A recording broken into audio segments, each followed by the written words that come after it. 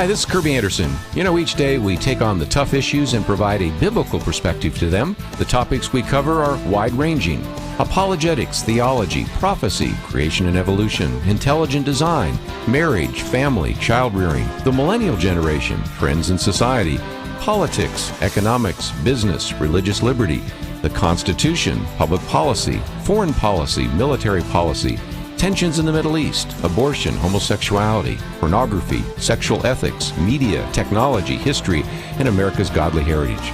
We talk about anything that affects your faith, your family, or your freedom. So don't go anywhere, because Point of View starts right now.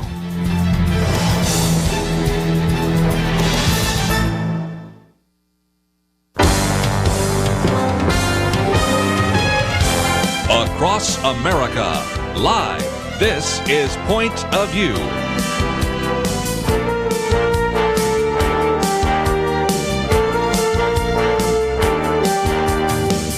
And now, Penna Dexter. Thank you very much for joining us, ladies and gentlemen. I am Penna Dexter, and I'm sitting in for Kirby Anderson today on Point of View, and so happy to be able to do so. I enjoy election seasons. This one's a little tough. But it's a time to encourage believers to be involved and to vote. And I know there are a lot of pressures, ladies and gentlemen, on you from certain people, even friends perhaps, to just kind of back away and just get politics out of your mind for a while. And I've seen this coming from a lot of people I respect, but that is not an option for us as believers. And we're going to talk about that a little bit later in the program with Bill Dallas from United in Purpose. And he's got some tools to help us as believers to encourage our fellow Christians to vote and to be involved in the upcoming elections. Also, what is going to be discussed at the debate on Monday, the first presidential debate between the two candidates, Hillary Clinton and Donald Trump. And some of that has been released by the actual moderator of the debate. And we will be talking with Doug Sachtleben from the Club for Growth about that later in the program. And also, did you know that the most dangerous period of time in Washington, D.C. is about to happen?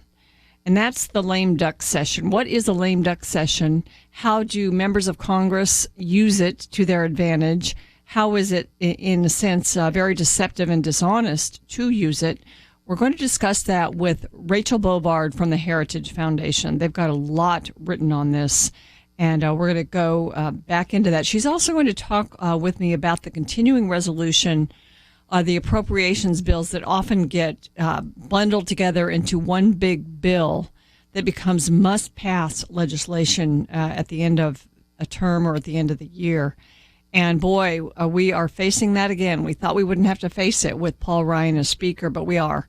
So we will discuss that also with Rachel Bovard. I do want to bring up a couple of developments I'm not sure if you know about. One of them has to do with North Carolina and the bathroom directive and the bathroom bills that they've passed there. And of course, as you know, the way things started in North Carolina was that the city of Charlotte actually passed a law that required all entities, businesses and other entities, to open the bathrooms to a person according to what they believed their gender was. The state then went back and passed HB 2 to protect people from that because they thought that that was an awful law, which it was. And, of course, it's caused all kinds of uproar, including several athletic associations, the ACC and the NC2A, to pull out of North Carolina. And so the governor of North Carolina, Governor McCrory, now offered to call a special session of the General Assembly to repeal HB 2 on one condition. And that condition is that the city of Charlotte would repeal its bill forcing businesses to allow transgenders in the bathrooms. So it was, in a way of just removing the whole issue from the table if both sides could compromise. And this is I'm reading this from a piece in Red State that came out, I think, today. And it says the compromise consisted of the Charlotte City Council repealing their awful, broadly worded ordinance, which would have allowed for random men to walk into the ladies' room in schools, restaurants, or rest stops in the city. So this was not just public institutions. This was also private businesses. It was forcing this on all businesses. and simply by claiming some ambivalent transgender status. So anyone could go in if they claimed they were transgender. In return, Governor McCrory would call a special session of the North Carolina General Assembly to repeal HB 2. No harm, no foul, right? But not so fast. The compromise did not happen. North Carolina State Representative Becky Carney, who is a Democrat, lobbied members of the Charlotte City Council against voting to repeal the city's quote-unquote non-discrimination ordinance. This would have, again, as I said, paved the way for the repeal of the House bill in North Carolina. So it makes you wonder, did they really want to protect transgenders or not? They could have done away with the state bill, but they didn't. So you begin to think that this is a political issue. Multiple sources say that there were 7 members of the council who had agreed to repeal the ordinance on Friday, but they declined to do so. They want us to go back. If they undo all the good McCrory has done for the state, which is a lot, ladies and gentlemen, he's been a great governor and brought the state back economically, then they can point and say he ruined South Carolina. You need Democrats with their big government tax and spend policies to pull us back up. So it really is a campaign issue. I did meet Governor McCrory a few weeks ago, and we kind of heard from him and even got to speak with him about his heart for North Carolina. And really this issue came to him because the Human Rights Campaign came into his office and sort of threatened him with this whole transgender agenda. Well, he's not going to back down. So, ladies and gentlemen, we look at the state of North Carolina and we realize that this really isn't about the quote-unquote rights or social justice for transgenders. It's very interesting because there was an economic report in South Carolina because of all the sports teams that pulled out and the NC2A pulling out, the ACC taking their games elsewhere and their championships. There was an economic report to sort of assess what the economic damage would be because of that. And the report said that HB2 had only a minor effect on the economy of North Carolina in comparison to the strong positive upswing brought by conservative policies. Democrats are willing to ride this issue. This is Red State saying this, to ride this issue straight to perdition, all to regain political power. So this isn't not about, again, the rights of homosexuals or transgenders. It's about political power. They see a very successful governor in the state of North Carolina who is facing re-election now. And this is the issue that they have used.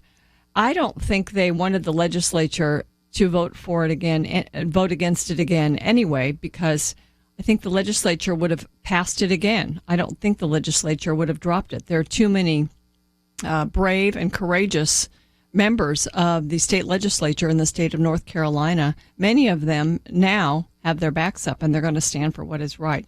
This is what we love to see in politics, ladies and gentlemen. So often it is about your own sort of hide. It's about your own status. And this time, this governor will probably be reelected because of this issue. The left doesn't want to see it, though, and the people of North Carolina need to know that a compromise was on the table to settle the controversy over these bathroom laws.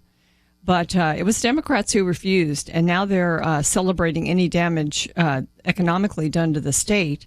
But as the study showed, the state is thriving economically because of so many of the policies of the administration there. And so, it remains to be seen whether or not they will succeed in damaging that trend and that growth.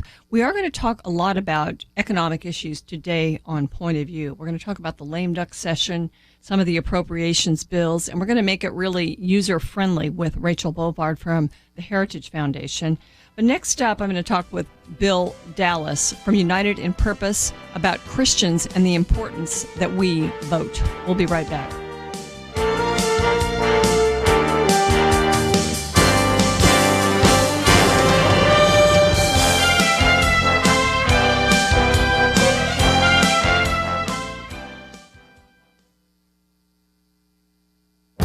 This is Viewpoints with Kirby Anderson. Most Americans are familiar with the comments last week by Hillary Clinton that half of Donald Trump's supporters are a basket of deplorables that are racist, sexist, homophobic, xenophobic, and Islamophobic. Few are probably aware of the statements by Martin Castro directed at an even larger proportion of the American population. Martin Castro is the chairman of the U.S. Commission on Civil Rights, an institution that used to do good work in the past by ending racial discrimination. Lately, it has been a place where some fairly outrageous things have been said and done. Martin Castro continues that tradition last week.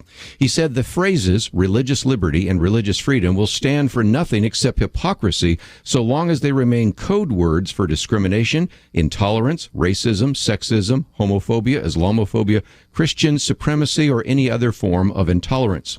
Gary Bauer noted that Castro made his comments just days before the nation was remembering the 9/11 attacks where Islamic supremacists were actually killing 3,000 Americans. Instead, this Obama appointee was warning about so-called Christian supremacists. Meanwhile, Christian photographers, florists, bakers, and others have their jobs and livelihoods threatened. William McGurn, writing in the Wall Street Journal, says that Martin Castro has performed an enormous public service for his country, but it's not the one he thinks. His comments on the Civil Rights Report remind us of the bias the elites in America have against Christians and their belief that religious liberty and religious freedom are merely code words for despicable discrimination.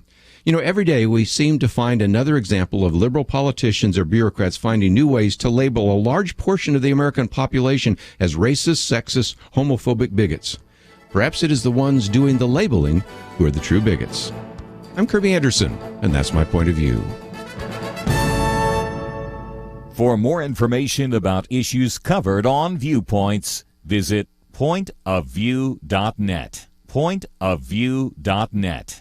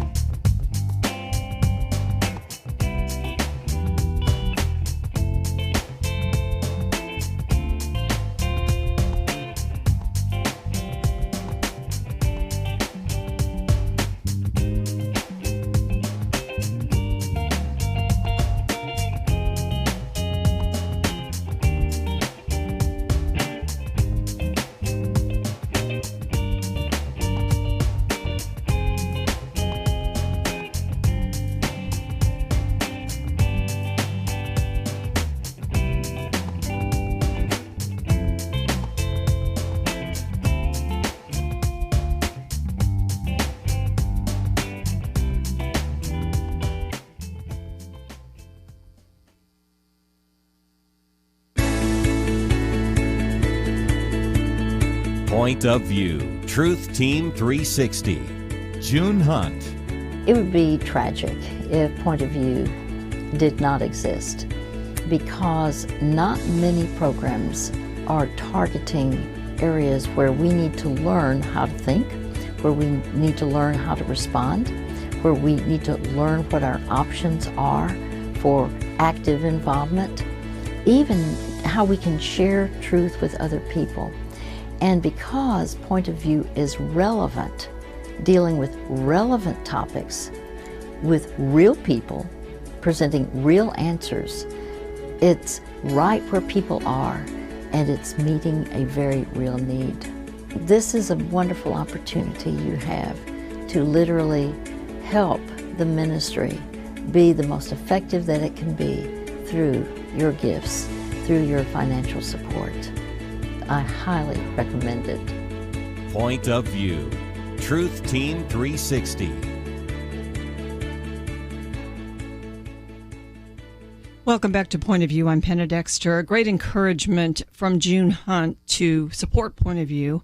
And, you know, one of the most important things I think we do here at Point of View and have done for the many, many years, decades really, that we've been broadcasting is encourage people at election time to be informed and to vote. It's a very interesting year this year because there are many, even people who are Christians and believers, who are perhaps unwittingly discouraging people from being involved because of the two candidates at the top running for president.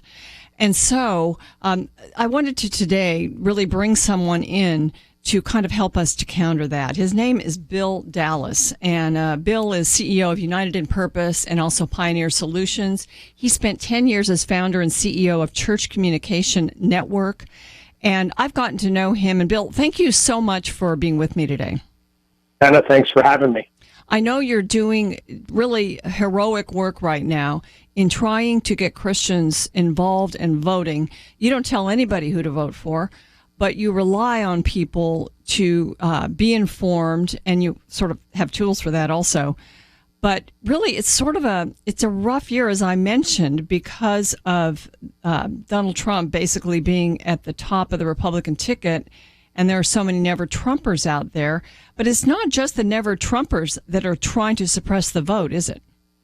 No, it's not. And so the interesting thing is, as you mentioned, right, I mean, it is a different year. It's an election season we've never seen before. But then there's two things going on here. First, there's just the traditional cycles where Christians are not engaged enough. Okay, so even when everything is aligned ideally as Christians would like to see them, when it comes to candidates, there's too many of us that still sit home. We are still the sleeping giant. And why is that, Bill? There's a couple of reasons. Number one, it's the most basic thing. We don't think our one vote matters.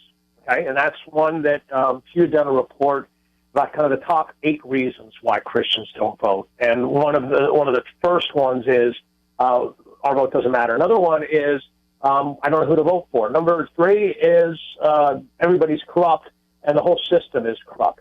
And then you add more and more of those factors in, and then eventually you can see why so many, or at least there's their excuse for not voting. But with Christians, we add one other thing, and it's a very dangerous thing. And here's what the Christians add is, well, God will take care of everything, which is absolutely true. God will take care of everything, but we're still called to our responsibilities and duties and citizens. So in any given election, there are too many Christians sitting home.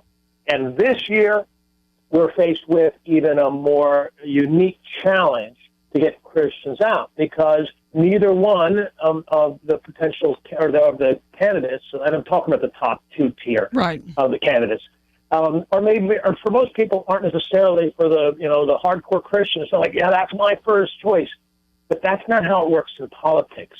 This is a binary situation. I mean, it's when you're, over a friend's house and you're going to do a friendly, you're at a Super Bowl party and you're going to say, okay, whoever, I'm going to, bet on this team and you bet this team, whoever loses, I'm going to take you to lunch. There's only 2 teams playing the Super Bowl. May not be your favorite team. I happen to be a New York Giants guy. And last year, I happened to be rooting for the Denver Broncos, and they're playing the Carolina Panthers. And I just happened to. I would have loved to see the Giants in, because that was my team, but it was not. You're not going to root for the Giants when the Giants aren't even playing in the Super Bowl. There you go. And again, now that's football, and obviously football is, that's an activity. It's a hobby. It's not something that's critical to the daily life of the individual listening to this program. But voting is, because the President of the United States makes so many critical decisions.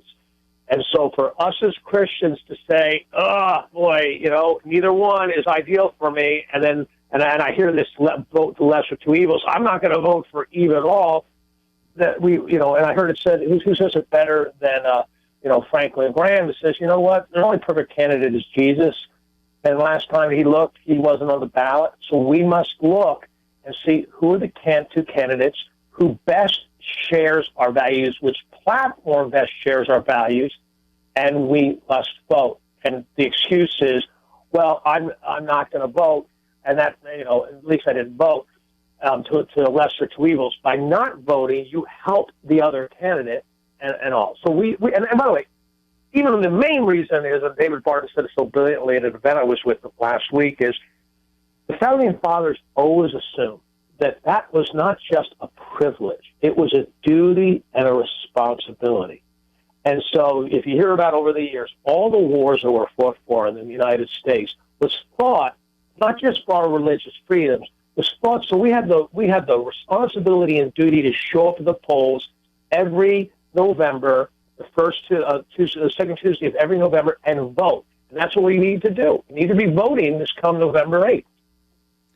Bill Dallas is with me, and we're talking politics, especially presidential politics here, but really the elections encompass a lot more than that, and there are a lot of elections that are crucial. And the Senate is actually up for grabs too.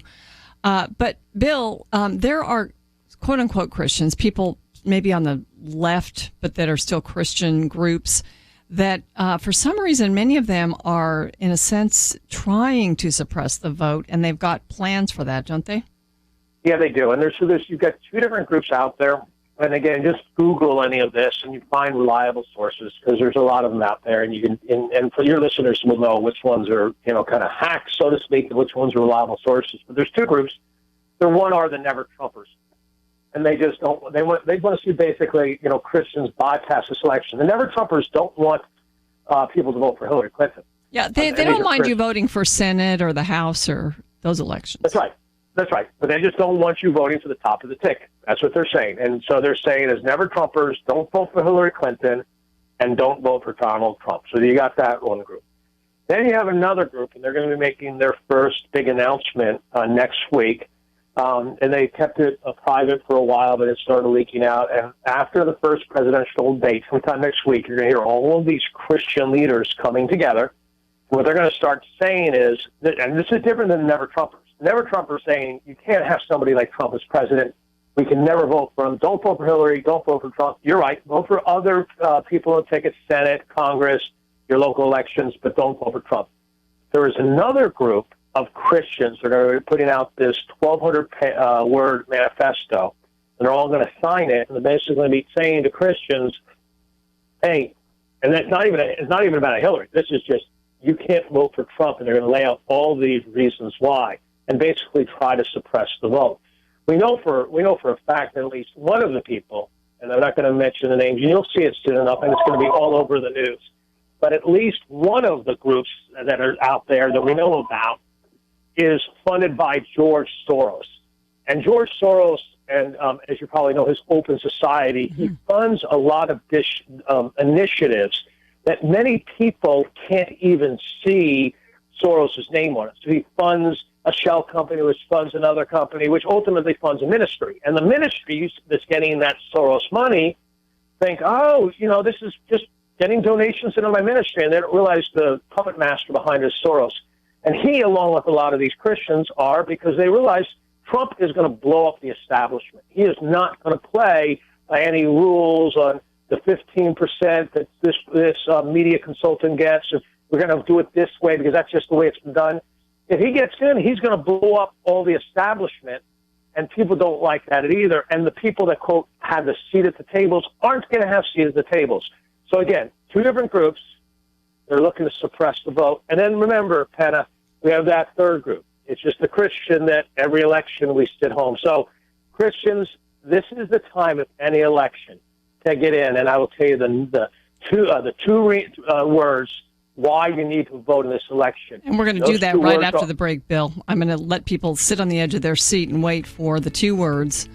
Ladies and gentlemen, this gentleman knows wherever he speaks. This is sort of a blockbuster announcement. There's going to be this press conference of Christian leaders you'll hear about next week after the debate, a couple days after I think it's going to happen. But stay with us. We're going to talk more about the elections right after this. John Stonestreet of the Colson Center understands how critical it is for Christians to live out the faith and impact the world. Kirby, it's so fun to be on. You have been a pioneer and a leader in helping the church think well about what's happening in culture. There's not enough who take issues seriously and bring experts on so that people can actually know some next steps. And Point of View does it as well as anybody else. It's worthy of support. Point of View Radio desperately needs a strong team, both in the studio and here in your community. Join Truth Team 360 this week right now by visiting online at pointofview.net/team. Please don't put it off till later. Unless you're driving, make sure you pull over. Go to pointofview.net/team. Select your giving amount and choose your team gift. Pointofview.net/team. Join Truth Team 360 by phone, 1-800-347-5151. Or mail that first donation to Point of View, Box 30, Dallas, Texas 75221. Pointofview.net/team. Point of View will continue after this.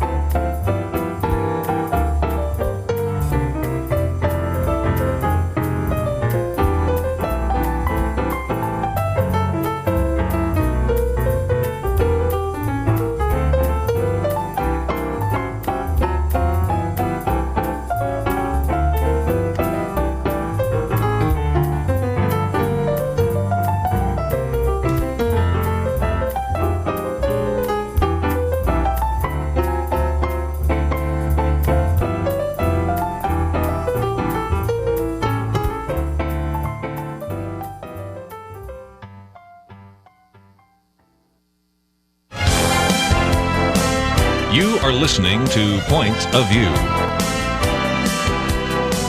The opinions expressed on Point of View do not necessarily reflect the views of the management or staff of this station. And now, here again, is Penna Dexter. And my guest is Bill Dallas. He is CEO of United in Purpose. And at this point in history, he's all about encouraging Christians to vote. And Bill, you had a couple of words to share with us before the break. Yeah, so Penna, I said that the two words that everybody needs to be thinking from between now and November 8th is Supreme Court. It all comes down to that. The next president of the United States will nominate anywhere between 2 to 4, potentially 5 Supreme Court justices. And while it was never intended by our founding fathers and how our government was set up, that the Supreme Court justices would have so much power, unfortunately, they do. And so when decisions, whether it be Roe v. Wade, and when it comes to life, when it comes to issues like marriage or religious liberty or so many other things, the Second Amendment, our rights to own and carry a gun, all of those things are going to be ultimately determined at the Supreme Court. And again, it's supposed to be an equal, if anything, the founders saw it as the least, one of the branches that would have the least amount of influence, and unfortunately it has the most. And so when you say, well, I don't like either candidate, okay, what the president does some important things. And it's not just the Supreme Court justice he nominates, he or she nominates all of the federal judges all around the country. And these are life terms. So it's like, I can deal with this president for 4 more years or this one for 8 years. The average tenure of Supreme Court justice is 24 years. And you look at how the country has changed. I mean, it's all the things, Bible in the schools, the 10 Commandments in the schools, prayer in the public schools, Roe v. Wade, all of those made their way up to the Supreme Court of the United States. And that's ultimately where it got decided. And but we don't like when the President Obama does his executive orders. And nobody likes those things. But when the Supreme Court rules on something, that's almost an impossibility to change because it takes the process to even try to change that is immense. So and it takes a long time. Decades. Yeah. So if you don't think it's important this time around, and you don't really care for either one of the candidates, which candidate do you think will nominate the best Supreme Court justices that will ultimately probably be Supreme Court justices for your children and possibly for your grandchildren? That's how you need to be seeing this year's election on November 8th. Bill, I want to talk about some of the things you're doing and some of the things people can do to encourage others in their sphere to vote, to get involved. And, one of the things people can do with regard to voting is to get out the vote, get your friends and the people in your sphere of influence, your neighbors, your relatives to vote. Sometimes it just takes somebody else to encourage you to do this. But you've done several things. One thing you're doing is you're teaming up with David Barton and George Barna. George Barna has a lot of research, of course, about the electorate and the Christians and how they behave. And David Barton has the history. So you're doing that and trying to convince sort of the leaders and the powers that be that they can team up with their lists of supporters and help encourage those that are still out there not voting, right? Right. So the numbers are 38 million Christians didn't vote last cycle. 26 million of those were registered. They were registered. They actually registered one time, but they just didn't vote. So what we've done is we've built a system, and it's at championthevote.com. Very easy website, championthevote.com. And you just go there, and it has all these tools and resources and videos and all the social media and plans that you can use, all free, by the way. And what it does is shows you how to encourage your friend next door or maybe your sister that lives in an important state like Florida. And it's videos you can send them. I mentioned about the judges. We have a 2-minute video that says, hey, I don't like either of the candidates that are running for President of the United States. But the whole video for 2 minutes goes in and explains the importance of Supreme Court justices. So what we have, this site, championthevote.com, gives you all the social media strategies. It gives you plans, emails, things your church can use. And again, it's a systematic approach. You can take it all or take a little of it, a la carte, at no cost. It's self-explanatory. And there's an 800 number there that just call one of our ministry consultants, and they'll work with you to help you get your neighborhood out to vote or get your whole church out to vote or your whole county. And again, there is no cost. We are nonpartisan. We just believe that if Christians got out and voted, again, we think you should vote the one that has closest to your value. But bottom line, first get out and vote. And so we're a nonpartisan organization that just believes that if more Christians would get out and vote, if more Christians would get engaged in culture, you would see a dramatic turnaround in what our culture looks like. And on the flip side, the more Christians that stay on the sideline, they just kind of watch what happens, is what they're going to be watching is a country that will be more and more biblical world, it'll be a country that have less salt and less light, because if we Christians aren't engaged, where will the salt and the light come from? So when it comes to voting, if anybody needs any help, go to championthevote.com. And I might mention that we here at Point of View, we've got our own sort of organizer called Pray, Organize, Vote. Champion the Vote. It's a wonderful website and full of helps and encouragements. And this, we are all really working together with pro-family groups and conservatives to get people involved in the election. And Bill, you're just a leader in doing that. And I know that you're also pulling together something very, very close to the election to encourage voting. Yeah, we're going to be doing something. You'll hear more about it on the Sunday, November 6th. We haven't formally announced it, but it's something special we're going to be doing, and it's basically going to be a nationwide rally that anybody can participate, whether it be by TV, radio. You can listen to this program here. You can watch it on Facebook Live, and it's going to be a 1-hour program that's going to get people energized and also get people motivated so that 48 hours later, they go to the polls and vote on November 8th. Yeah, I think that's important. There is a bit of lethargy among all people. It's just part of our DNA, I think, that sometimes we procrastinate, we're busy, we don't do things, we don't think it's that important. And even Christians who might have been inclined to vote might let something get in the way of them voting. It's certainly easy in most states with early voting and mail voting and all of that. But to have, I think, something that's, sort of lending impetus right there at the end is a great idea, Bill. I also want to just, I guess this is probably my final question to you. It could make the difference to have a part of the Christian community vote suppressed.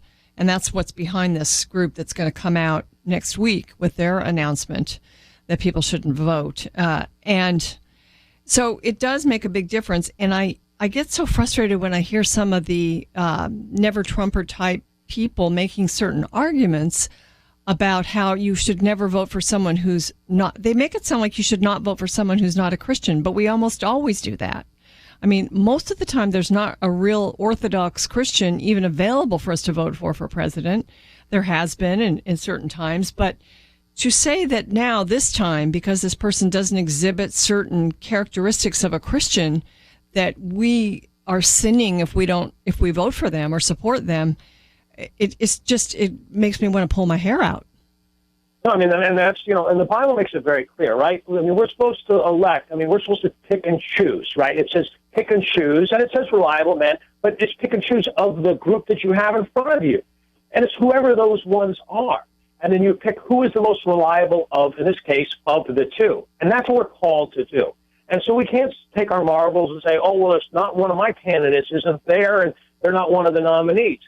That's not our option. That's why the primary seasons exist and how we get in our country, how we get to ultimately the two. And now we have to choose. And it's a duty and it's a responsibility. It is not a privilege. And it's not something we can do sometimes and not do other times. We need to vote. And by the way, your listeners, I didn't even say one time vote for Trump. A lot of them may say vote for Clinton. You know what? Vote. Just vote. Pray. Get educated. Pray. And then get in that voting booth and pull the lever.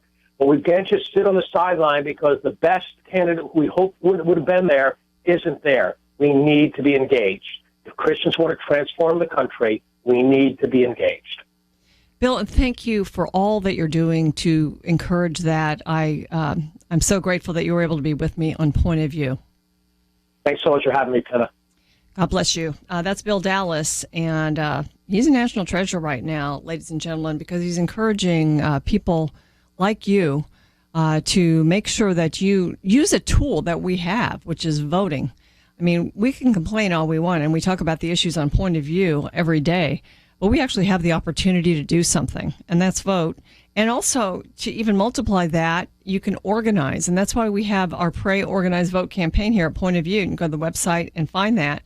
And that way, first of all, prayer. I mean, that's a way of cooperating with God, praying. And then organizing like-minded people, encouraging them to vote, and then voting yourself. How about it? Next up, we're going to talk about the debate coming up next week. We'll be right back.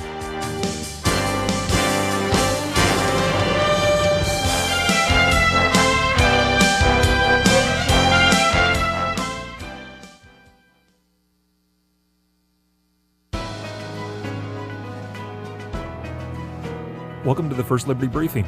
I'm Jeremy Dice. Employees for a Colorado-based food packaging company were presented with a serious dilemma. Choose between your religion or your job.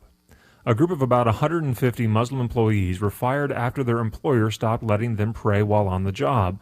According to the Denver Post, the company's policy permitted prayer breaks so long as the company's production line could continue with others temporarily staffing the line. Then suddenly, and without any notice, the policy changed. One woman asked to take her prayer break, but the supervisor denied the request. She could be excused to go to the bathroom, but according to this supervisor, if she wanted to go and obey her religion and pray, she would have to go home. Despite complaints and good faith efforts to negotiate a compromise, the company stood their ground and its employees walked off the job. They were officially fired a few days later. At the end of the day, for suddenly changing a policy that balanced the company's need for production with respecting the religious liberty of its employees, the company now stands to lose over $1 million, with more losses likely in an impending federal religious discrimination lawsuit. It's a good reminder to employers. The best business decision is to respect the religious liberty of your employees. To learn how First Liberty is protecting religious liberty for all Americans, visit firstliberty.org.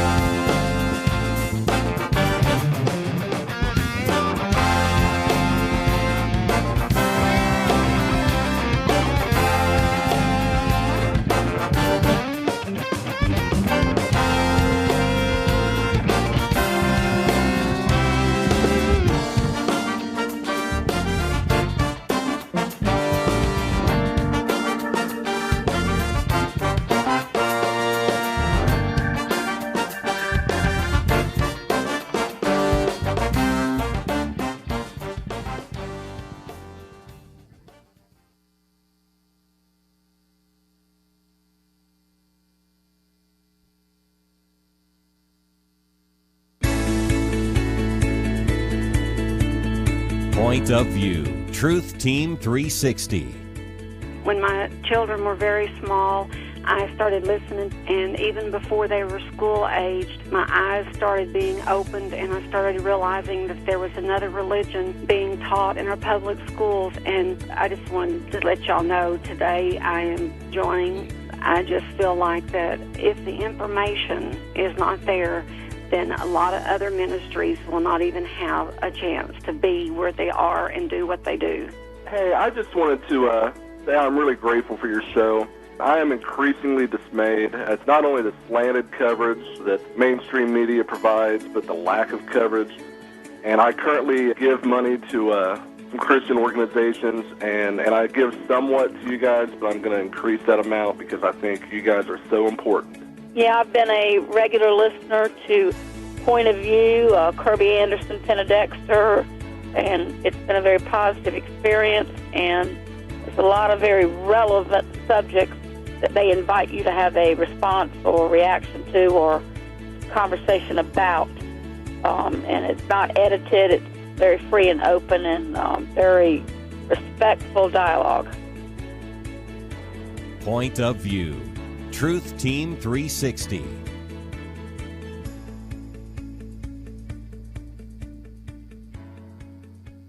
Welcome back to Point of View. I'm Penna Dexter, and Monday is the first debate between Hillary Clinton and Donald Trump, and it will be held at Hofstra University in New York. There are going to be three topics. These have been released. The moderator, who is NBC's Lester Holt, actually announced these topics this week, and three topics are America's direction, achieving prosperity, and securing America. We're going to talk about one of those planks and one of those topics, achieving prosperity. And my guest to do so is Doug Sachtleben. I hope I'm pronouncing it right, Doug. Doug is with the Club for Growth. And before he was there, he worked for several members of Congress on Capitol Hill. Thanks for joining me, Doug. Hey, Penny. Good to be with you this afternoon. Thank you. Well, it's good to have you. And this one topic, I'm glad they're going to be discussing achieving prosperity. We certainly need to achieve prosperity. In today's Wall Street Journal, I read the reasons behind the Obama non-recovery, which was an opinion piece, and it talked about the job-filled non-recovery, which is what we've had, isn't it? Yeah, it's really been remarkable that here we are almost at the end of the Obama term, and we're still talking about this issue because, for the most part, the typical American knows that either they've struggled to find a good-paying full-time job. A lot of them are finding, a combination of jobs, or they've stayed stagnant in terms of pay, or they've had hours reduced because of Obamacare.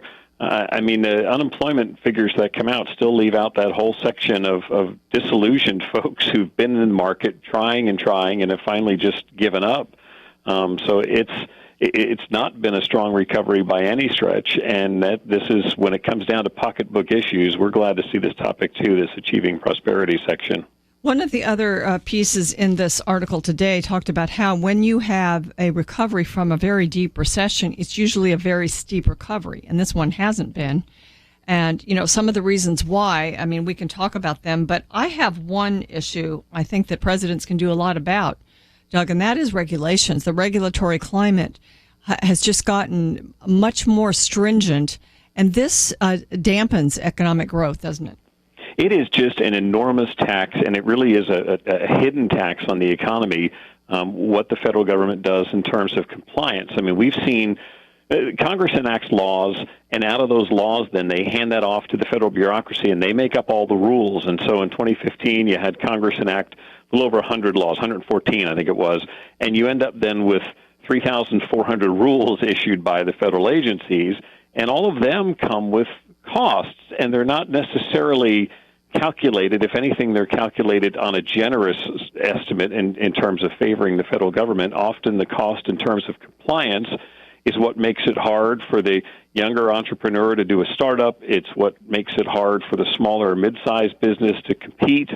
It's an enormous burden, and has been variously estimated of having a compliance just in terms of like environmental regulations, somewhere between $350-400 billion impact on the economy. Same thing with tax. Complying with the tax code is about $300 billion a year. All of this is just in terms of paperwork and compliance to try to keep up with what the federal government adds on in its layers over top of state governments, counties, and towns. Well, ladies and gentlemen, what would you like to hear debated on Monday night? You can call and let us know at 800-351-1212. We'd love to have you join the conversation. Doug Sachtleben is my guest. He's with Club for Growth. And Doug, another economic tool is taxes. You can lower taxes and you can raise taxes and make a difference in the economy. Do you think that'll be discussed on Monday? Well, I sure hope so, because it's a great place to differentiate from a Republican perspective and a Democrat perspective. Club for Growth hasn't always been fans of Donald Trump, but when it comes to tax plans, you put the two of them side by side, and it really is night and day. The one is the Trump plan is reducing taxes on businesses, corporate rate from 35 to 15%, and then on investment, bringing down some of the capital gains rates and the where you encourage those who have money to invest and get businesses started.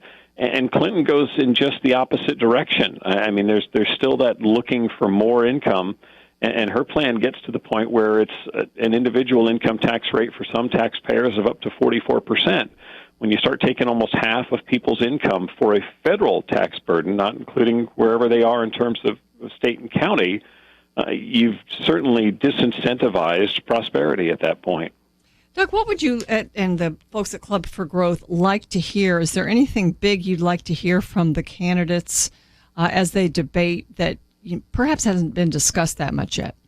Yeah, I think one of the things we'd love to see, and we're certainly not going to get it from the Clinton side, but it's in terms of entitlement reform, and it's that third rail that everybody's afraid to touch. But 2/3 of federal spending we know is on this automatic pilot kind of spending, Medicaid, Medicare, Social Security, those kind of safety net programs in some sense, and also ones that people pay into as well through their work. There's been no effort and no discussion, real serious of any sort, as to how we tackle the fact that they are gradually bringing themselves to a place of bankruptcy because you can't continue to sustain the levels of spending there. It'd be interesting to hear what both candidates have to say about a pathway forward that can sustain the appropriate safety net, give people what they've put into it in terms of as an investment, but also make it so that it doesn't become the major drag that it is on our federal government. Well, Doug, I'm sure that you guys have good. This is a hard one for candidates. It's really the third rail of politics. I'm sure you have plans that, and I know you try to help people that are in office with economic issues that could help both of these candidates, whoever's elected, going forward to deal with this entitlement crisis, don't you? Yeah, and we've argued for stuff that Paul Ryan has done in the past that immediately the liberal side tends to pounce on, which is the voucher perspective, maybe changing some ages as far as eligibility for Social Security, but trying to bring competitive free market changes. And so when you put into Medicaid or Medicare, when you bring in to the healthcare system in general, and this goes back, of course, to repealing Obamacare and changing that structure, when you can bring in a better competitive environment where people are more aware of costs in terms of healthcare and are able to compare healthcare and compare costs and have a more consumer-oriented mentality, it helps in the long run. It does help. Doug, thank you so much for joining me today. We're going to look forward to the debate, and you've helped us be a little bit more ready for that, so thank you. Thanks, Penna, for having me on. I appreciate it. Ladies and gentlemen, we're coming up on a break. Go to pointofview.net. You can check out Pray, Organize, Vote when you're there. And also, we are really encouraging people to join us and support. And we've got the donate button. Donate now right there in a prominent place on the website. Make great use of it. We'll be right back.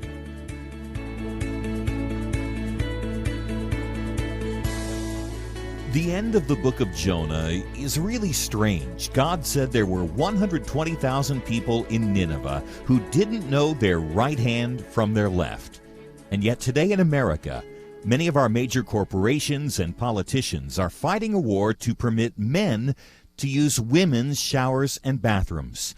Once you deny God as the measure of all things, you can't even recognize the most basic realities. America is in a battle for its sanity and survival. We need strong voices to tell the truth. We need Point of View. Become a partner in this important mission of speaking truth in love. Please, today is the day. Click the Join the Truth Team button at pointofview.net. Choose your giving level. We've had a great start to this important week, and we need to keep it rolling. Take that step, pointofview.net, or call 800-347-5151. Join the Truth Team today, pointofview.net, or call 800-347-5151. 800-347-5151. Point of View will continue after this.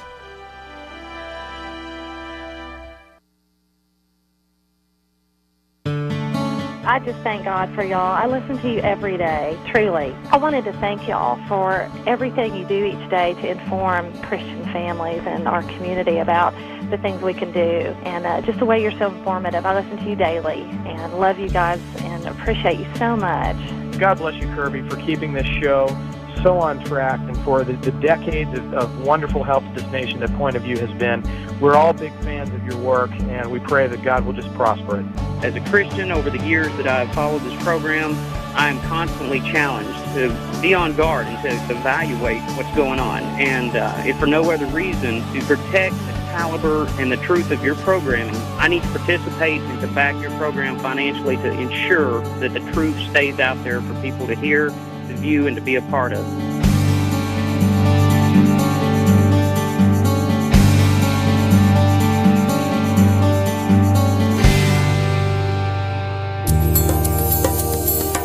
This is Point of View Radio.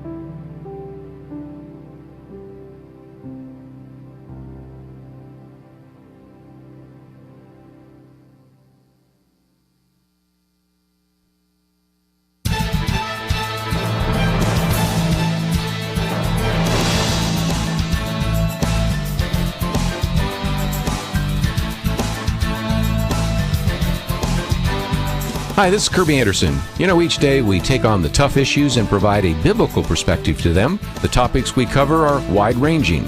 Apologetics, theology, prophecy, creation and evolution, intelligent design, marriage, family, child-rearing, the millennial generation, trends in society, politics, economics, business, religious liberty, the Constitution, public policy, foreign policy, military policy, tensions in the Middle East, abortion, homosexuality, pornography, sexual ethics, media, technology, history, and America's godly heritage. We talk about anything that affects your faith, your family, or your freedom. So don't go anywhere, because Point of View continues right now.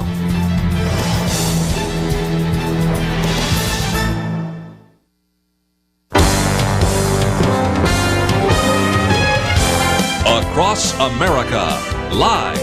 This is Point of View.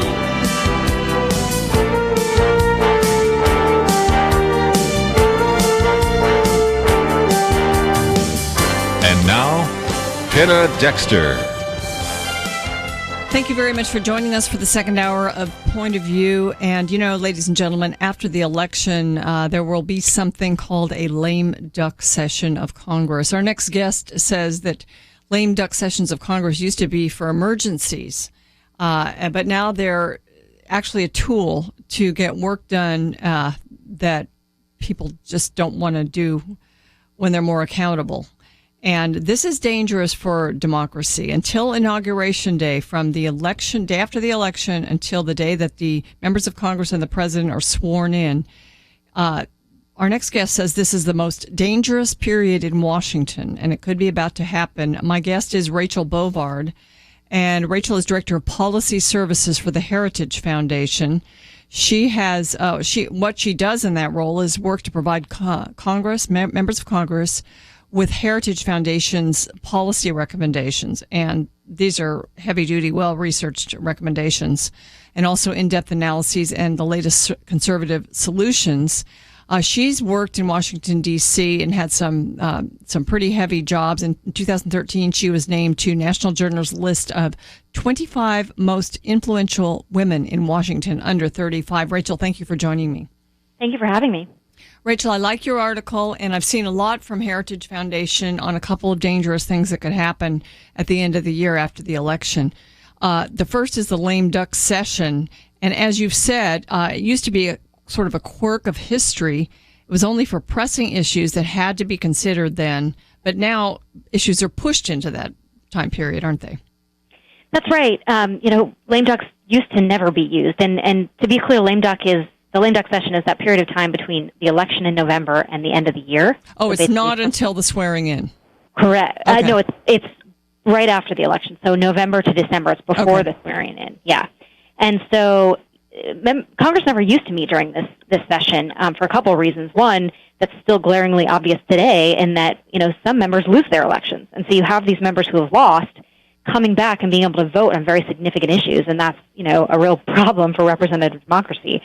But you also have members that have just won re-election who don't have to face the voters again for 2 to 6 years. So, you are dealing with a period of really no accountability in Washington. And in the past 10 years or so, congressional leadership recognizes that. They recognize that the whip count changes during that period. They recognize that they can get bills passed, in the lame duck that they couldn't get passed in other periods of time. And so what they'll do is they'll push legislation into that time period. So they can get the votes of the departing members who don't care anymore. Members who are retiring and going to work for lobbyists will now vote for their new clients. The whip count changes. So it's really not a good period of time in Washington. And conservatives have for a long time called for no lame duck session. And the Heritage Foundation has called for that this year as well. Any chance that'll happen? Doesn't look like it, actually. So the Republican leadership in both the House and the Senate has been made aware of these concerns from conservatives and their conservative members, and basically ignored them. The spending bill for the end of the year hasn't been passed yet, but the bill that's being authored by Senator Mitch McConnell, who's the Republican majority leader in the Senate, looks like it's only going to fund the government through December 9th. And so that will require Congress to come back and pass another bill. So you and that have will to have a lame duck session. That will set up a lame duck session, right. So one of the things conservatives asked for is to pass a spending bill that goes into next year. so they don't have to come back and have a lame duck. Well, that would be better in so many ways, and I'll ask you about that in a minute. But you've said lame ducks are coming to be known as the period when the real work is done, and this is just not the way it was supposed to be. What are some of the other, besides spending, are there any other dangerous things that are going to be done in the lame duck? Yeah, it looks like right now a number of issues that are going to be dealt with in the lame duck. You talked about spending bills that have to be passed, but there's also going to be a big defense authorization bill that is going to have to pass in the lame duck. Congress hasn't been able to finish that. We're looking at the Internet in terms of we're passing a new Internet tax, but also who's going to control the Internet. Folks may have heard that the Obama administration wants to transfer control of the Internet to an international group instead of the United States. And that could be voted on in the lame duck? That's right. Oh. Yeah, so that's an issue. We're looking at potentially bailouts for Obamacare.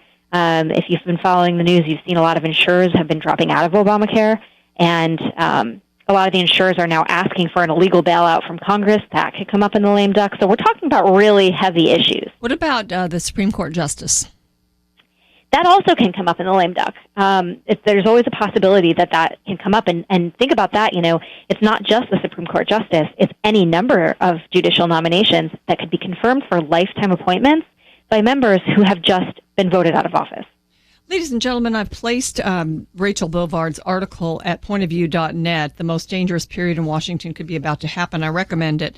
And I put two other Heritage articles up there, too. One is the trick lawmakers used to hide their wasteful spending, and that was written by her boss, Jim DeMann, who heads up Heritage Foundation, who was a great U.S. senator for many years.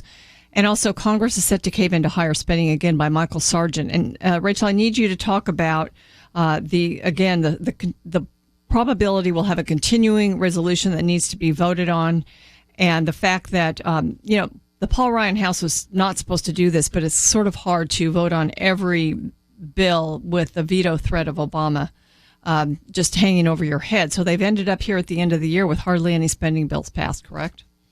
That's right. The House and Senate have managed to individually pass a handful of bills, but they haven't been able to get even one of them to Obama's desk. Wow. So it's, in a sense, when do they have to have this done? When is the drop dead date of having to have the spending bills voted on? So the government runs out of money on September 30th, which is next Friday. So the Congress needs to pass some kind of funding vehicle. It looks right now like it's going to be a continuing resolution. And again, conservatives have said, look, if we have to pass this, let's at least pass it into March of next year so we're not continually up against these cliffs, which open the door for lots of other bad activity. But it looks like Senator McConnell has written a bill that goes just to December 9th. So it looks like we're just going to fund the government from September 30th to December 9th. The sad thing about this is because of the lack of time, then, that you always end up passing bigger budgets when you have little time, correct? Yeah, unfortunately, Congress has lurched from, financial crisis to financial crisis simply because, they haven't been able to agree on a number of priorities that would allow them to fund the government for longer periods.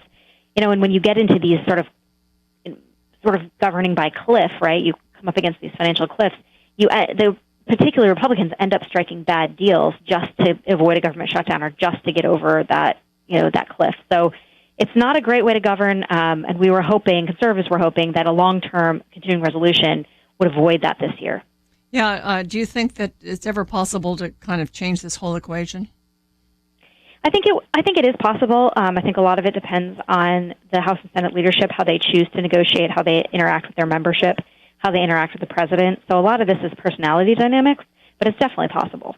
Well, Heritage Foundation is always a big part of informing leadership and members of the House and Senate in how to just make some common sense laws and how to do things because they've been around for a long time. And I'm grateful to you, Rachel, for joining me today to talk about this.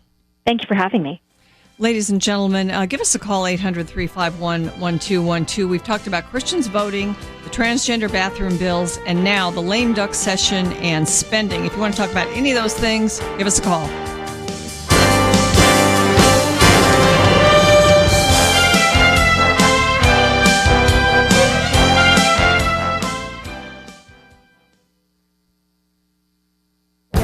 This is Viewpoints with Kirby Anderson. Most Americans are familiar with the comments last week by Hillary Clinton that half of Donald Trump's supporters are a basket of deplorables that are racist, sexist, homophobic, xenophobic, and Islamophobic. Few are probably aware of the statements by Martin Castro directed at an even larger proportion of the American population. Martin Castro is the chairman of the U.S. Commission on Civil Rights, an institution that used to do good work in the past by ending racial discrimination. Lately, it has been a place where some fairly outrageous things have been said and done. Martin Castro continues that tradition last week.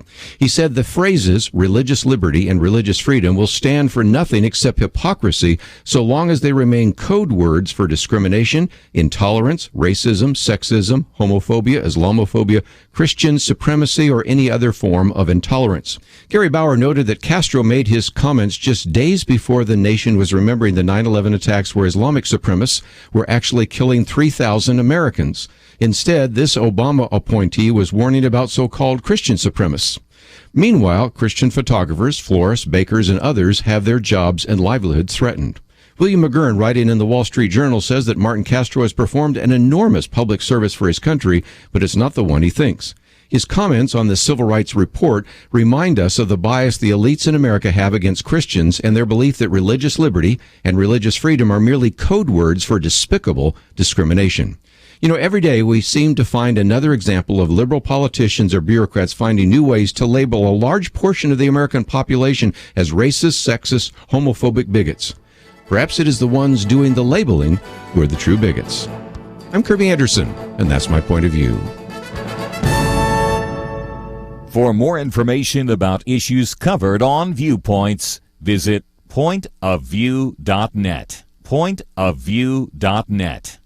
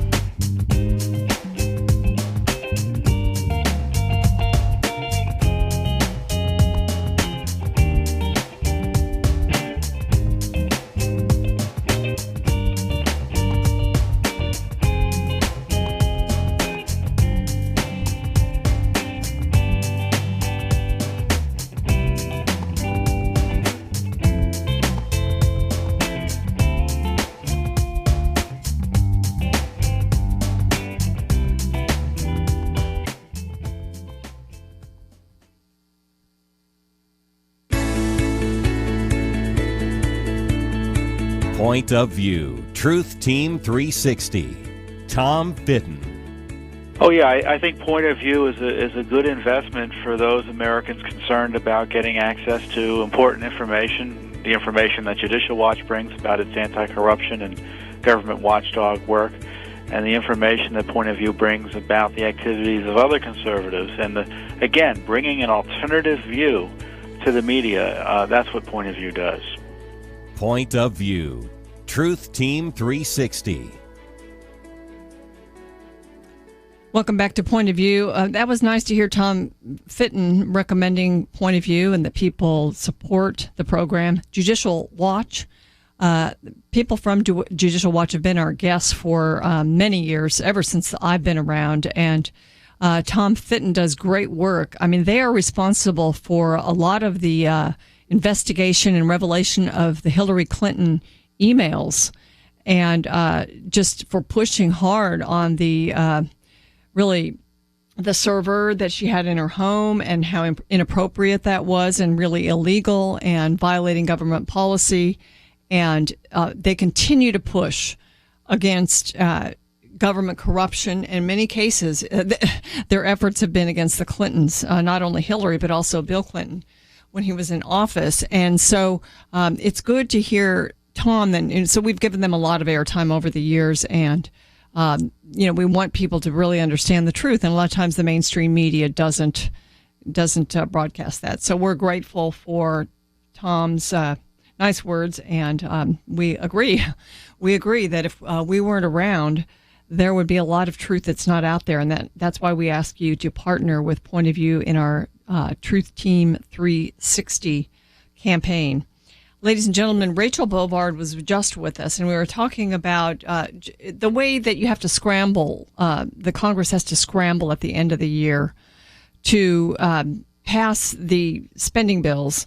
And one of the bills that is sort of up for grabs is Zika funding for the Zika virus, to combat that horrible virus, which is coming to the United States now. 2,920 Americans have been infected with Zika while traveling overseas, and 43 people have been infected locally in Florida so far. And so, and then there's a lot, 17,000 in Puerto Rico.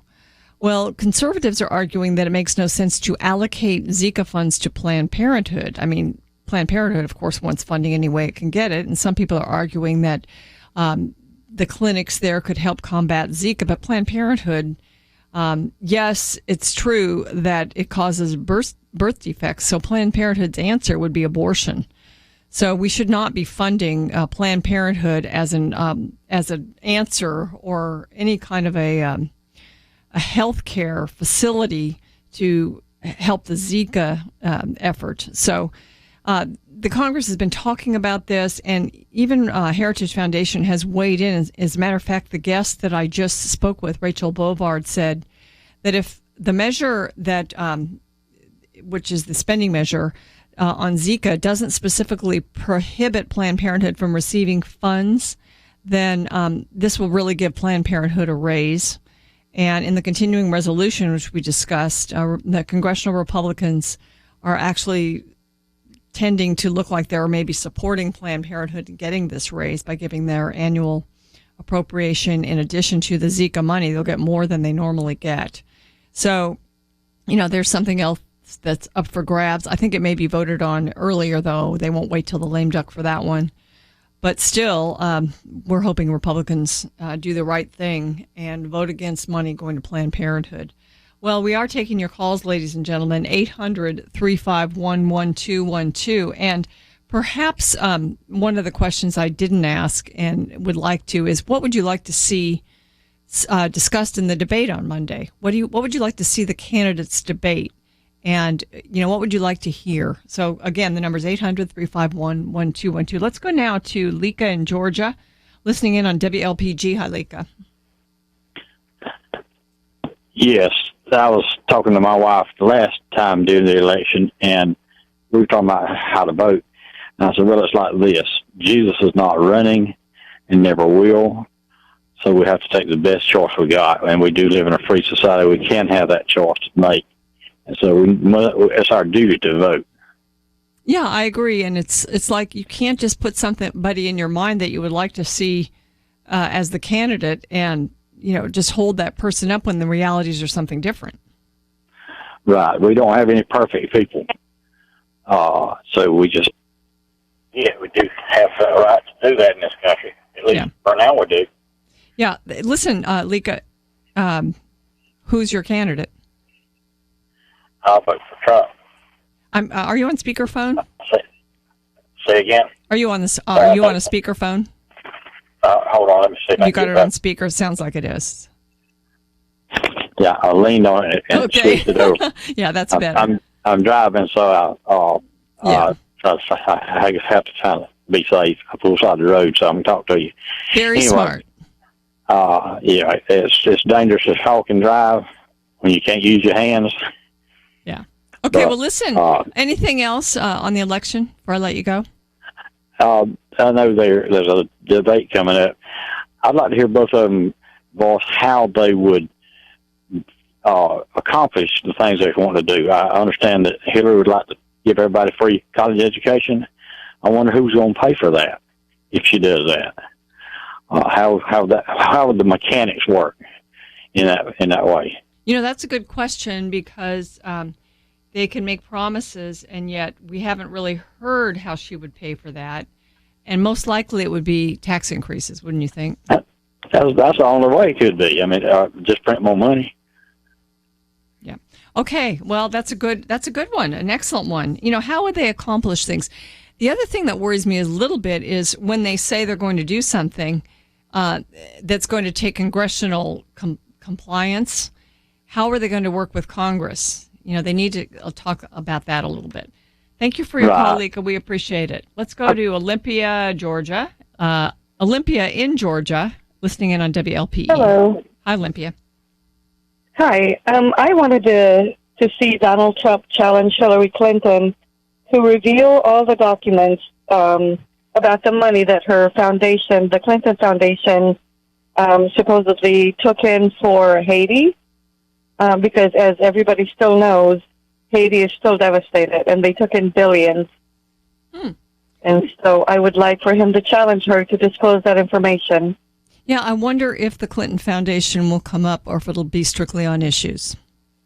I sure hope it will come out. Yeah, there's a lot All about the other Hillary. issues. There's a lot about Hillary Clinton that we just disagree. I disagree with her on the issues because she's so far to the left, and then there's the whole other. There's the whole other sort of part of it, which is just her and her dealings, her dishonesty, and all of that. So, thank you for bringing that up. Right. Absolutely. Thank you. All right, we're taking your calls, 800-351-1212. I want to bring up another issue. This could actually weigh into the election since immigration has been such a big issue. And you may have heard this piece of news, but on Monday it was reported by the Department of Homeland Security, the Inspector General's office, that 858 individuals from special interest countries, which are countries that are threats to the U.S., should have been deported and were instead granted citizenship by some error, I guess. So that was bad. And today is Wednesday, and we're finding out it's even worse because as of November 2015, there were an additional 953 individuals in this report. This was in a footnote of the report, so it wasn't in the news on Monday. But now, as they look closer and see this being reported, CNN reports this. An additional 953 individuals about whom the Inspector General couldn't determine if there was a problem with fingerprint records specifically should also have been deported. They were supposed to be deported, but they didn't have the specific fingerprint information to deport them. So they were kind of in limbo, but they were made citizens too. So this is a total of 1,811 individuals granted citizenship who should not have been. And we know they shouldn't have been. It wasn't like wondering what kind of citizens they would be. We know. So I guess, that's just another issue. I guess what they came up with was new names and new birth dates. They committed fraud, some of these folks, to pull off their citizenship. And that's why they were in limbo. The reason they were not caught is because Homeland Security still does not have fingerprint records needed to match against the people. So people committing fraud, instead of that being investigated, they were given citizenship. Great. Let's go back to the phones. Peter is in South Carolina. Petey. Hi, Petey. Thanks for calling. Hold on, Petey, would you, for a minute? And we're coming up on a break, and we'll get to your call right after the break. Ladies and gentlemen, we are taking your calls, 800-351-1212. We'll be right back with more of Point of View.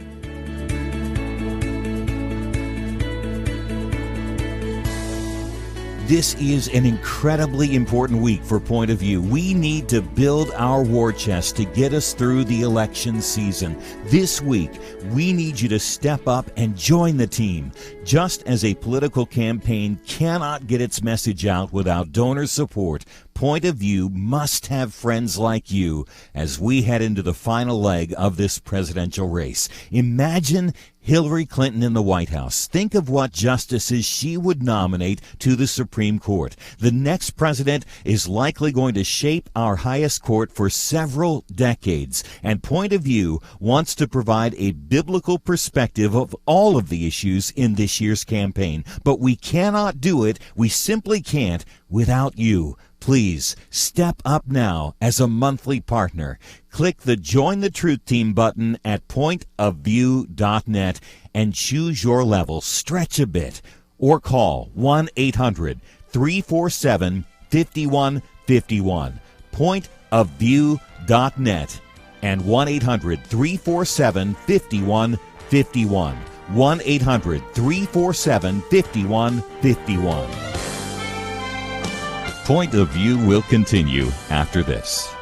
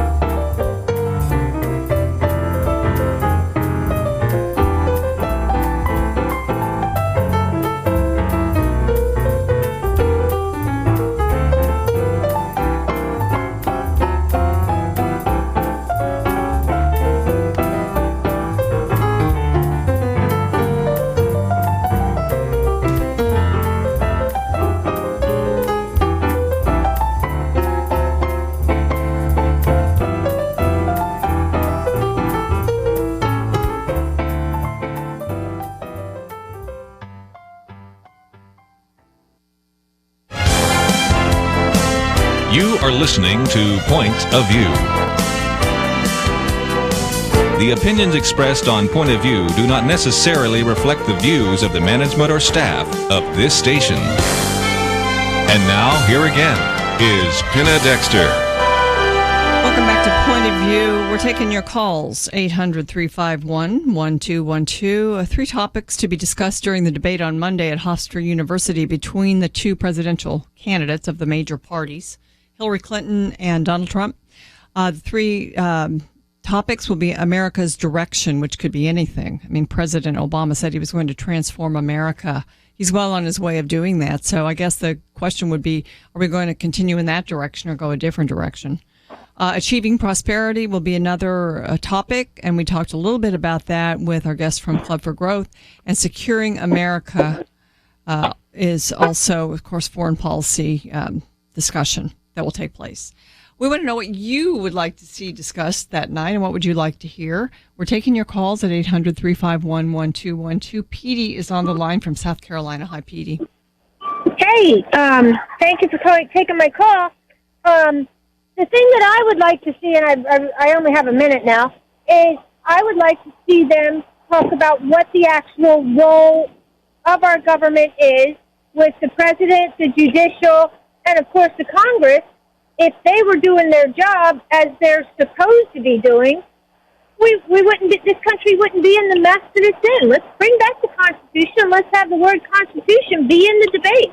Wouldn't that be wonderful to talk about the Constitution in the debate? Talk about what it says and how we've deviated. Talk about how the branches of government have gotten out of balance. That is a great idea, Petey. Thank you for your call. You're welcome. Thank you. Bye-bye. Let's go to Ron in Alaska. Hi, Ron. You're on Point of View. Yes, thank you for taking my call. A number of years ago, and I'm just an average person. I'm just an average American. About 10 years ago, I came up with an idea. And in 2010, I sent my idea after the State of the Union of President Obama. I sent him this idea, and I would like to share it with you. That was your first mistake, because I don't think the president reads our mail. Well, probably not. He gets 40,000 pieces of mail a day. But I did send a letter just to plant the seed, and I've sent two letters to Donald Trump, January and February, and I did hear him say better once, but he's never come out with this plan. I have sent it to our congressman several years ago. I gave it to our congressman in Washington, and but anyway, basically it is we changed from the New Deal to a better system based on capitalism. I call it the better deal. If this by some miracle was ever to come about, we Americans, we can call it whatever we want, but it basically is an attempt to solve the entitlement situation and the impending doom of our children and our grandchildren. And I know I don't have a lot of time to get this point across, so I will try to dot as many I's and cross as many T's. I really can't have a real long discussion. I know this is a huge issue, but just give me like a point or two. Okay. I know that it's probably way more complicated than that. Exactly. So basically it is we changed from the New Deal system to the Better Deal system based on capitalism. We no longer have Social Security, Medicare, Medicaid, and unemployment and workman's comp. We go ahead and we have a settlement with all seniors currently getting entitlements. And since it's an actuarial part of Social Security, and they use the algorithms, they count on you dying. And that means that my generation is going to die. But if there's anything left in our individual trust account, that's what this Better Deal would do. It set up every single American, every man, woman, and child. But it's not a trust account that we own, obviously. It's a trust account that you have investors just like anybody with a 401, but you can't waste it. You can't grab it. You can't go buy cars and houses. But it's based on the idea that your investments are leveraged. What happens when you die on this? You have beneficiaries. It gets rolled over to whoever you designate. Okay. Right. You know, I mean, it's so interesting, Ron, but it's just it's too much for a short segment show to kind of go into this. I am interested, though, so I wish that you would send your plan to Point of View, and that way I can read it, and maybe we can pick some parts out of it and talk about it. Well, I'm not some PhD on this thing. Okay, but I don't care if you're a PhD. Just send it to me. I've got to let you go and move on. But Ron, I really appreciate your call. I know that's what we have to deal with. It's our entitlements, and we've heard that from guests today too. So thanks for calling in. I appreciate it. Let's go to Manuel in Arizona. Manuel, thank you for calling in. Hi, how are you? Great, how are you? I'm assuming, since I'm listening to you on 88.5, that you people are Christian people. So what I want to know is Gary Johnson. I guess he's a libertarian. I'm not a politician, but I was wondering, what will it take for him to be able to debate these other two people? He has to get 15% in the polls, and he's only at around 10. So that's the cutoff. Well, let's pray that he can do it. You like him? He's your candidate? He's a Christian man. I can't vote for the other two, even though one of them says he's a Christian, the other one doesn't say anything. They don't follow Christ. So do you think that the president has to be a born-again, believing Christian in order to be a good president? Well, I think so, because we're supposed to be following God's plan since the beginning. But what if we don't have that? What if because Gary Johnson, he just has no chance. I mean, Well, then we need, us Christian people that are listening on this station, we all really need to pray and put God first. And I hear all these plans that people are talking about and all this and that, but God first, let him do it. Let's just put everything in God's hands and pray. Okay, thanks, Manuel. Appreciate your call, and you can weigh in on that comment. It's a little frustrating, but we'll continue to take your calls here at Point of View, 800-351-1212. Let's talk with Nelda in Texas, listening in on KBJS. Hi, Nelda. Thanks for calling. Thank you. My question for Mr. Trump to face Ms. Clinton with is, what about all of the artwork, all of the things that she and her husband stole from the White House when they left office at the end of his term? That's what you would ask that in a debate?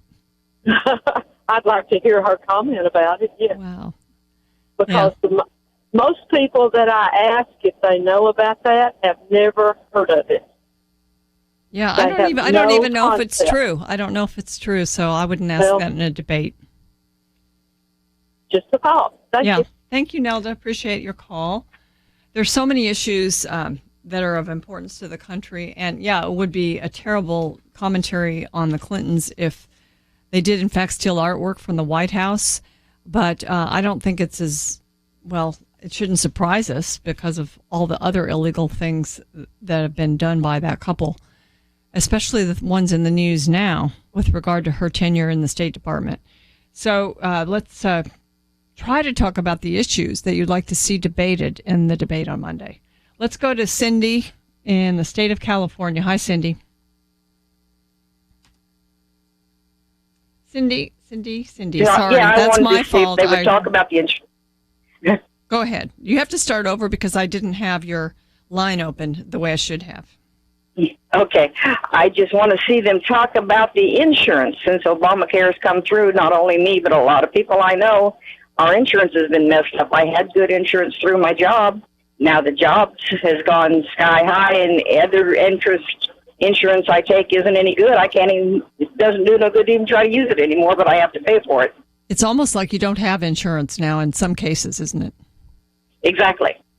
Cindy, exactly. You finally hit on a substantive issue that we ought to be talking about in the debates, because the economy is going to be one of the big issues and the direction of the country. And I think Obamacare hits both of those. It hits the economy because it's become so expensive. Our taxes have been raised, and now we're finding out that it didn't lower people's insurance premiums. It raised them.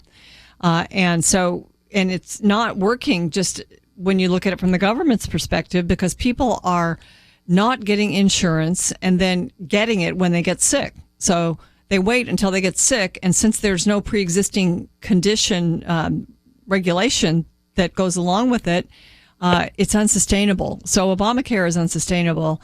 And I think as insurance companies fall off, as people cannot afford their premiums, we're going to be moving toward what was the goal anyway, which is a single payer system. And that's where the direction of the country, which is the other debate topic, America's direction, comes in. Because when you have socialized medicine and you have the government controlling your health care, they're controlling your very life. And that was one of the arguments we had against Hillary Care way back in the 90s. We're still fighting the same battle because it's been implemented here and it's not working. So thank you for bringing that up. We do want to hear about Obamacare in the debate. Ladies and gentlemen, stay with us for the final segment of Point of View. We'll be right back.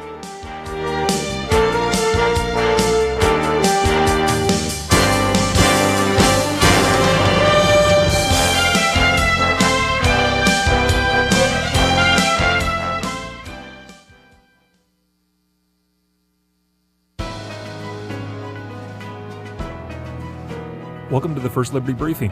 I'm Jeremy Dice. Employees for a Colorado-based food packaging company were presented with a serious dilemma. Choose between your religion or your job. A group of about 150 Muslim employees were fired after their employer stopped letting them pray while on the job.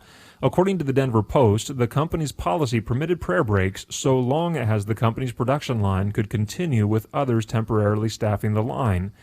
Then suddenly, and without any notice, the policy changed.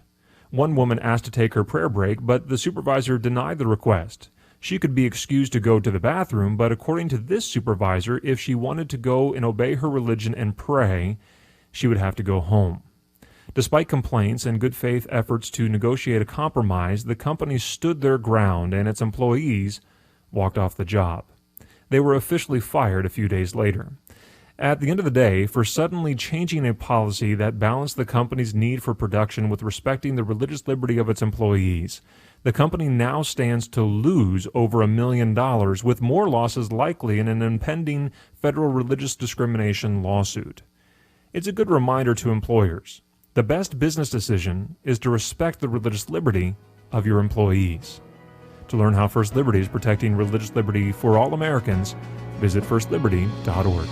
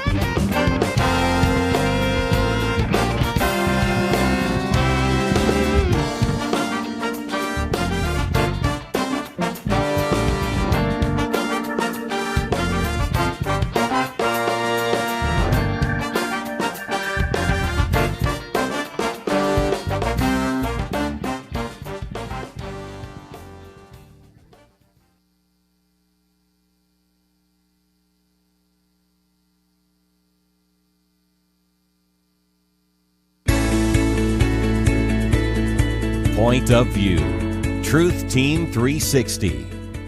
I've called in before, and I just wanted to say again what a great show this is. And if all Christians would listen to Point of View, I mean, you can get an education just from listening to the show. It's awesome, and I really appreciate everything you guys do. At my church, I'm the public affairs representative. I obtain information about political affairs that are going on. I just wanted to say thank you for your programs. I listen to you every day, and you're really my inspiration to do what I do at my church. I feel capable, mostly from what I learned from your programs. Just wanted to know how much I appreciate your program. I've been listening to it for several years, and thank you so much for the positions you take, most of all for the wisdom you exhibit, and just keep up the good work.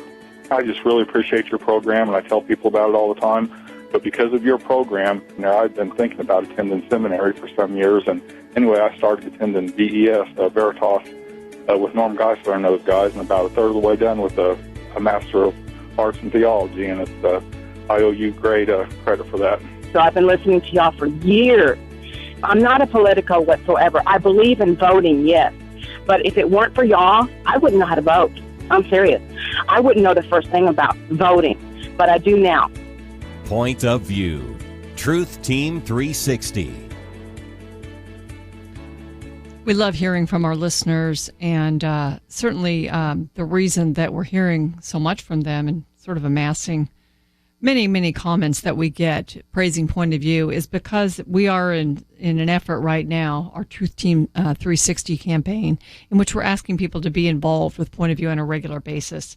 And you can go to pointofview.net. It'll be very easy for you to click on that and get involved financially with, we hope for regular gifts from people to just keep the stability, the financial stability undergirding this program. But one-time gifts are great too. We appreciate them. So go to pointofview.net and you can check that out. The other things that are there are all the articles that pertain to the program today. There are 3 very good ones from the Heritage Foundation, one about the lame duck session and 2 about the continuing resolution and the propensity of Congress to bundle everything together at the end of the session, at the end of a term this time, and package all the 12 different appropriations bills that are supposed to take place, put them all together in a continuing resolution to keep the government going. It's every year there's a big threat of shutting down the government, and then they pass something that's way bigger than they had hoped to pass. At least some people had hoped to pass. So that's all in there. It explains it very well. And then you can also see our Pray, Organize, Vote button, which gives you tools. It's really your one-stop election resource. All kinds of tools to help you to not only vote and pray and know the issues, but also to organize others. And it gives resources for that. It's a great tool. We put a lot of effort into that every election season, and that's there for you. Again, pointofview.net. We are taking your calls. The question we asked here on the program is, what would you like to see debated on Monday at the debate between Donald Trump and Hillary Clinton? And we're just talking a little bit of presidential politics here. So let's go to Whitey in Nevada. Hi, Whitey. Thanks for calling in. Good. How are you? Good. Okay. First of all, I'd like to hear them debate about Christian rights and the Judeo-Christian value in this country. What happened Judeo-Christian values?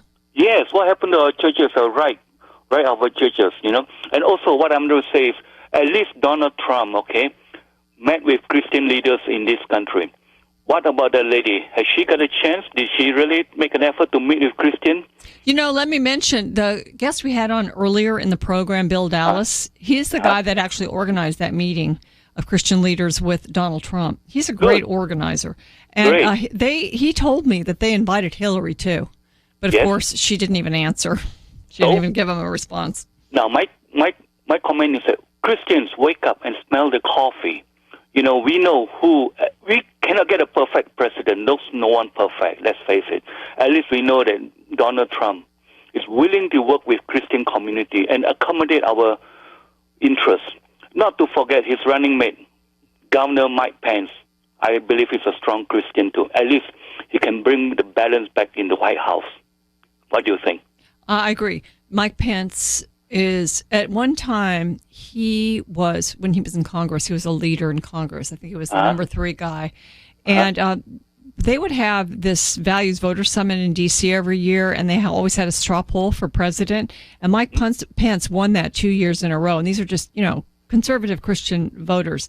He used to come on our show a lot when he was in Congress and talk about various issues. He was very willing to be a guest on the program, and I always enjoyed interviewing him. He's a very gracious man. He's just so pro-life, pro-family, and marriage. He's an economic conservative. So, yes, the vice presidential, I think that Christians would have no problem voting for Mike Pence if he were at the top of the ticket. Some of them do have a problem with Donald Trump. But as you said, he does listen. He has listened to the Christians. There's a debate whether, is he just listening? Is he not going to carry out some of these things? Like the pro-life groups are really thinking that he will be pro-life and that he will protect the sanctity of life. Oh, we'll hold his feet to the fire. Yeah, we have to. We do have to. That's what we have to do, and is hold his feet to the fire. There are lots of pro-life groups and people that are supporting him now. A part of it is because they've heard words from him. Part of it is because they're hopeful. It's kind of, wishful thinking in a way. But on religious liberty, he said a lot of very good things. Kelly Shackelford, who, I think will be here this Friday. He's usually here on Fridays. He was at the meeting. He was one of the people chosen to ask Trump the questions. And he was happy with the responses on religious liberty and certainly with the list of Supreme Court justices. And then Trump also took the step of saying that he would support the repeal of the Johnson Amendment, which a lot of people don't really understand. But what it does is prevents pastors from endorsing candidates from the pulpit. I mean, now I don't really think pastors should endorse candidits from the pulpit, but they can talk about the issues. But again, you know what? If the pastor would endorse any candidate, they will lose their 501c3, right? Well, that's what they want to repeal. That's what Trump wants to repeal. Okay, that's it. I agree. And why do we have to let the liberal on the left side to run our life according to their standards? Well, that's what they want to do. And another thing, real fast, I know you're running out of time. Okay, another thing real fast. Christians, men and women, okay, need to run for office. And we Christians must come up and vote for them. Amen. Amen, sister. Yeah. Have you run for anything? Well, you know what? You know me, I speak with accent, right? Okay. You speak very clearly, though. It's very hard for me to run for office of a different color in my state. But you can support people. If you have reasons for not running, you can definitely support people. I go and campaign for them. Unless if I'm in San Francisco, a lot of Oriental there, I might stand a good chance, or L.A., I might stand a good chance. Let's face it, man, I sound average, maybe a little bit average intelligence, but again, we need to have a strong Christian men and women, regardless of the race, to put Judeo-Christian principle before anything else. Absolutely. Thank you so much for your call. That was a great call to end the show with, ladies and gentlemen. Thank you all for listening. And again, first of all, have a great evening. And I want to say thank you to everyone that helped today, Doug and Andrew and Catherine and Shamila, to make the show happen today, and all of our guests. But I just want to one more time say this is really a good time to go to pointofview.net, not only for our Truth Team 360 campaign, which we so encourage you to be involved in it, because you need to be part of our team really here at Point of View, but also check out Pray, Organize, Vote. We are getting into this time now. It's not that far until the election. And we need to be encouraging people, helping them to make plans to vote and to give them all the information that they need. It's all there at pointofview.net in Pray, Organize, Vote. So I suggest that you check it out. And you can also see the articles that we put up that will embellish what we did on the show today. We always do that for you. Well, ladies and gentlemen, have a great evening. We'll see you tomorrow on Point of View.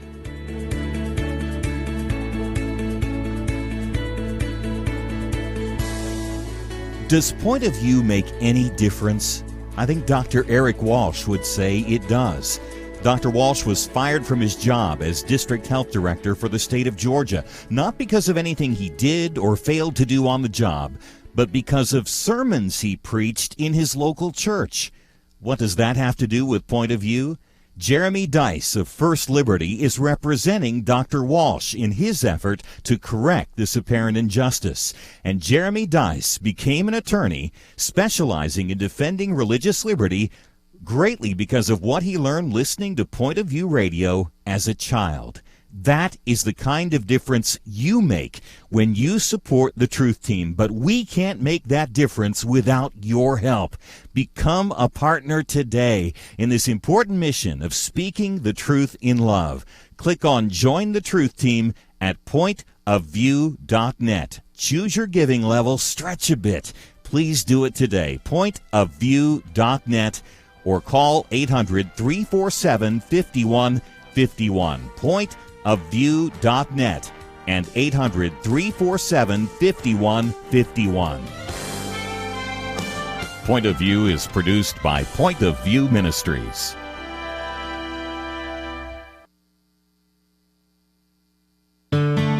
I just thank God for y'all. I listen to you every day, truly. I wanted to thank y'all for everything you do each day to inform Christian families and our community about the things we can do, and just the way you're so informative. I listen to you daily and love you guys and appreciate you so much. God bless you, Kirby, for keeping this show so on track and for the decades of wonderful help to this nation that Point of View has been. We're all big fans of your work, and we pray that God will just prosper it. As a Christian, over the years that I've followed this program, I am constantly challenged to be on guard and to evaluate what's going on. And if for no other reason, to protect the caliber and the truth of your programming, I need to participate and to back your program financially to ensure that the truth stays out there for people to hear, to view, and to be a part of.